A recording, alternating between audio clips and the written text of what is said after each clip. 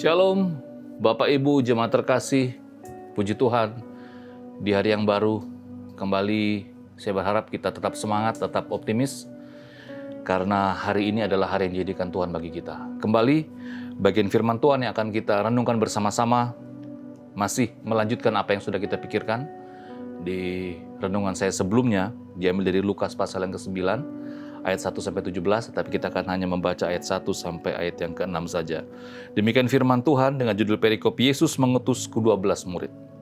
Maka Yesus memanggil ke-12 muridnya, lalu memberikan tenaga dan kuasa kepada mereka untuk menguasai setan-setan dan menyembuhkan penyakit-penyakit. Dan ia mengutus mereka untuk memberitakan kerajaan Allah dan untuk menyembuhkan orang. Katanya kepada mereka, janganlah membawa apa-apa dalam perjalanan. Jangan membawa tongkat atau bekal, roti atau uang, atau 2 helai baju. Dan apabila kamu sudah diterima dalam suatu rumah, tinggallah di situ, sampai kamu berangkat dari situ. Dan kalau ada orang yang tidak mau menerima kamu, keluarlah dari kota mereka dan kebaskanlah debunya dan dari kakimu, sebagai peringatan terhadap mereka. Lalu pergilah mereka dan mereka mengelilingi segala desa sambil memberitakan Injil dan menyembuhkan orang sakit di segala tempat. Dari pembacaan firman Tuhan kita di pagi hari ini, saya kembali lagi mengangkat tema Aku mengutus kamu bagian yang kedua. Kira-kira dari pembacaan kita ini apa sih yang dapat kita renungkan, kita pikirkan, kita ambil poin utamanya? Dari pembacaan kita yang kita baca di pagi hari ini ada di ayat yang ketiga sampai ayat yang kelima. Di sana berbicara tentang bagaimana kita sebagai orang percaya harus mempersiapkan diri. Mari kita mempersiapkan diri kita. Ya.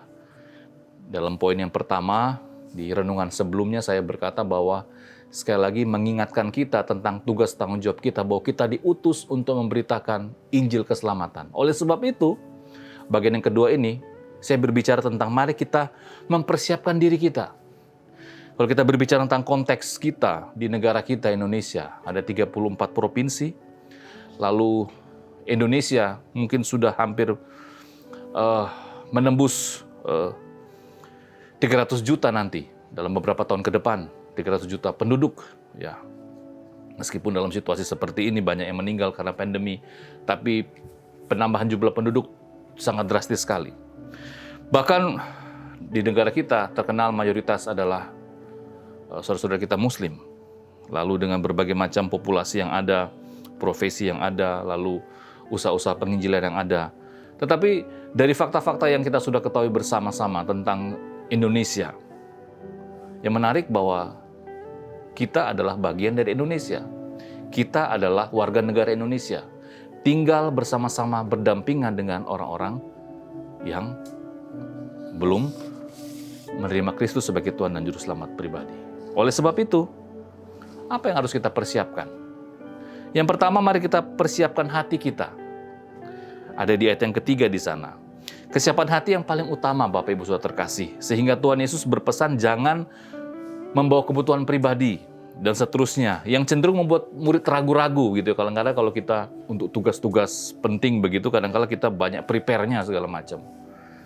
Tapi yang paling penting bukan soal itu, tapi yang paling penting adalah kesiapan hati kita. Siapkah hati kita untuk memberitakan kabar sukacita itu?